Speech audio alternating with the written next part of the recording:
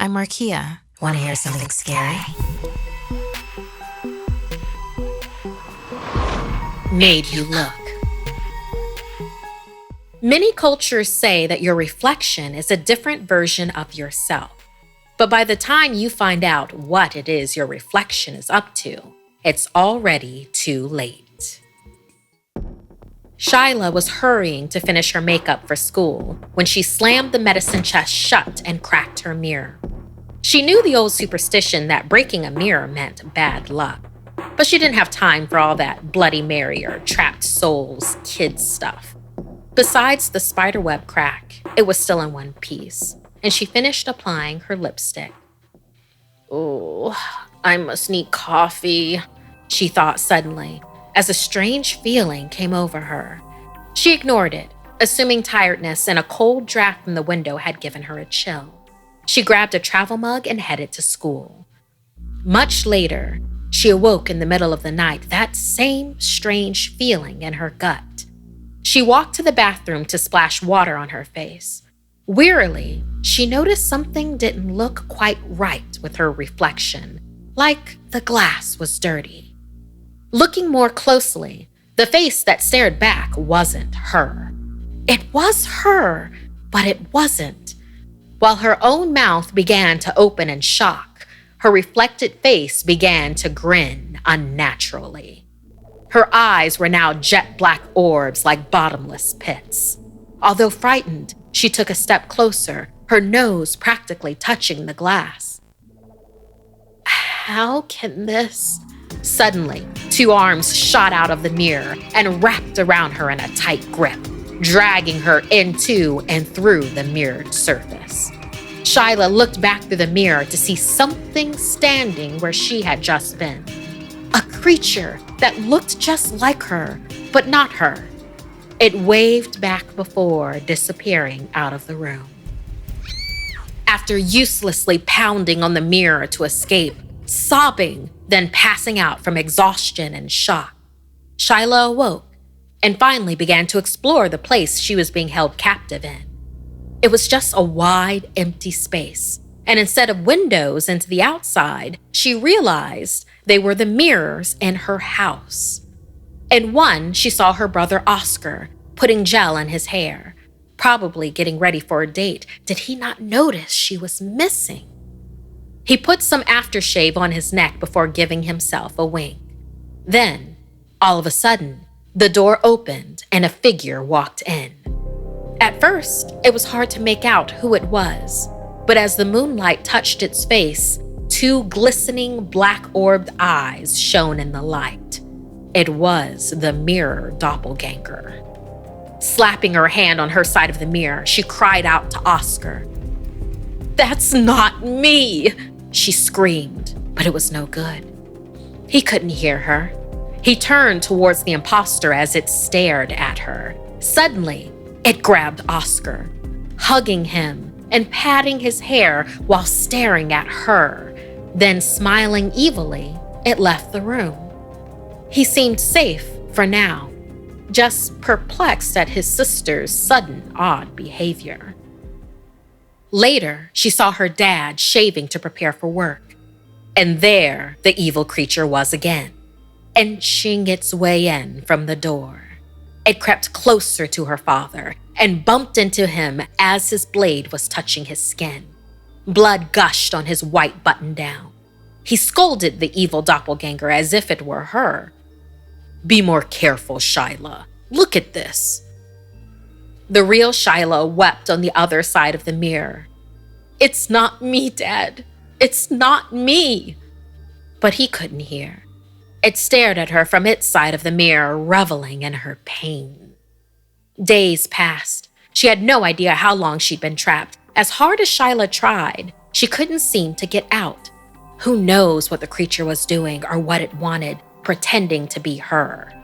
Then, just as Shyla was about to give up hope, the imposter showed up in front of her mirror. It reached back through the cracked mirror, dragging her to the other side. Just like that, it was over, and she was home. Shyla ran out of the room. She passed by her brother first, but froze in the doorway.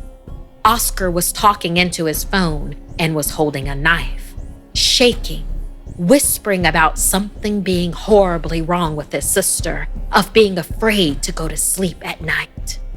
Scared to approach him, she hurried on to find her dad.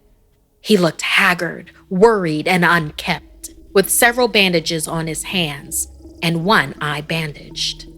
She ran over to hug him, but he jumped up from his chair and warily backed away, saying he would get help for her, but none of them would be able to forgive everything that she'd done that easily. Shyla didn't know what the doppelganger had done to her family. "Please, Daddy," she cried. "It wasn't me. It's the mirror, the broken mirror in my bathroom." But her dad just turned away. Confused and upset, Shyla left to find her friends at their usual hangout, and as they saw her coming, they fled, calling back, "Stay away from us, you psychopath." Psychopath. What had that terrible thing done to her life? She walked back home with mixed feelings, relieved to be back, but devastated by the fallout. How could she ever explain it? Any of it? And suddenly, she felt angry. She hadn't done anything. It was the mirror. She ran into the house and tore the cracked mirror off the wall, smashing it to pieces and dumping it in the trash can outside. Sighing in relief, Shyla headed back inside to find her dad and to try to explain, to apologize. But she stopped as she saw him sitting on the couch. An impossibly wide grin stretched across his face, because she knew what it was.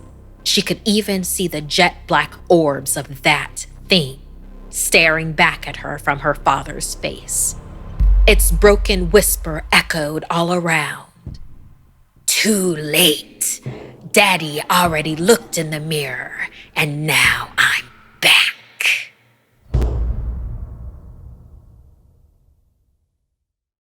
Never get tired of a good whodunit? Then you'll love June's Journey. You play the game as June Parker, an amateur detective investigating a series of mysteries. There are twists and turns around every corner.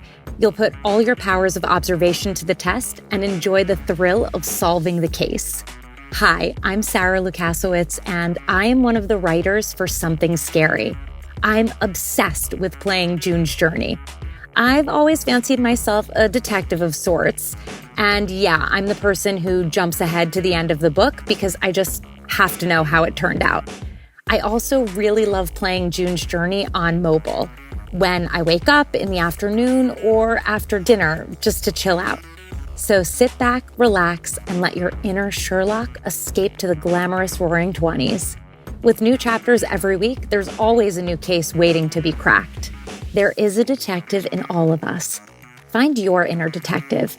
Download June's Journey free today on Apple App Store or Google Play. Apartments.com has helped millions of renters and could help you find your perfect place.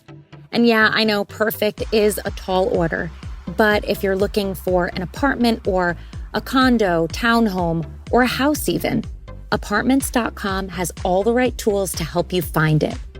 Use filters and saved searches to narrow down rental listings and find exactly the place for you. You can even set up alerts to get notified as places become available. So fashionistas, get your closet space. Sun lover, find as much natural sunlight as you can handle. And if you're working from home like I am, you can have an extra area for your home office, an extra bathroom, a balcony, central air, whatever happens to be right for you. This is the place to find it. I know ever since I started working from home, I realized I would love to have a bigger space. So I'll be checking out Apartments.com when I decide to finally make the big move, because it's the best place to find a place. If you'd like to submit a story, send an email at somethingscary@snarled.com. Like and share this video if it gave you the chills. And don't forget to subscribe to Snarled and turn on the bell for notifications. And I hope you dare follow me on social media. So long, my dark darlings, and sweet dreams.